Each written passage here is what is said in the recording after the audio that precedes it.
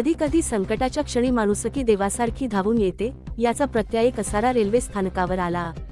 बिहारला जात असताना नगेंद्र कुमार यांची पत्नी ममता कुमारी यांना रेल्वे प्रवासादरम्यान अचानक प्रसूती वेदना सुरू झाल्या। रेल्वेमध्ये डॉक्टर किंवा वैद्यकीय सुविधा नसल्यामुळे परिस्थिती गंभीर बनली होती। मुंबईहून पुढे जाणारी एक्सप्रेस कसारा स्थानकावर इंजिन जोडण्यासाठी थांबली असताना ही घटना घडली। त्यावेळी कसारा पर्वत कसे पार करावे अशी प्रार्थना करत हे दाम्पत्य देवाकडे साकडे घालत होते। दरम्यान ट्रेन कसारा स्थानकात पोहोचताच काही सज्जन नागरिकांनी तातडीने मदतीसाठी पुढाकार घेतला। काळूबाई चंद्रकांत लहाने आणि सरला खंडू भानगरी यांनी धाडस दाखवत प्रसूतीसाठी मदत केली।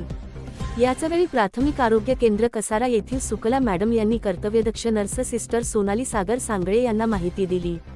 माहिती मिळताच सोनालीताई तात्काळ कसारा रेल्वे स्थानकावर दाखल झाल्या।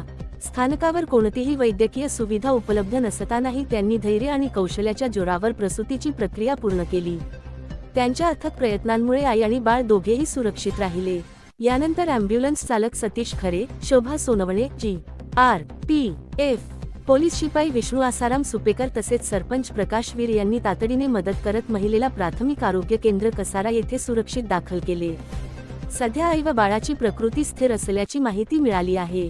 कसारा रेल्वे स्थानकावर घडलेली ही घटना म्हणजे संकटाच्या क्षणी अनेकांनी एकत्र येऊन केलेल्या मदतीची प्रेरणादायी कहाणी ठरली असून माणुसकीचाच खरा धर्म असल्याचे पुन्हा एकदा सिद्ध झाले।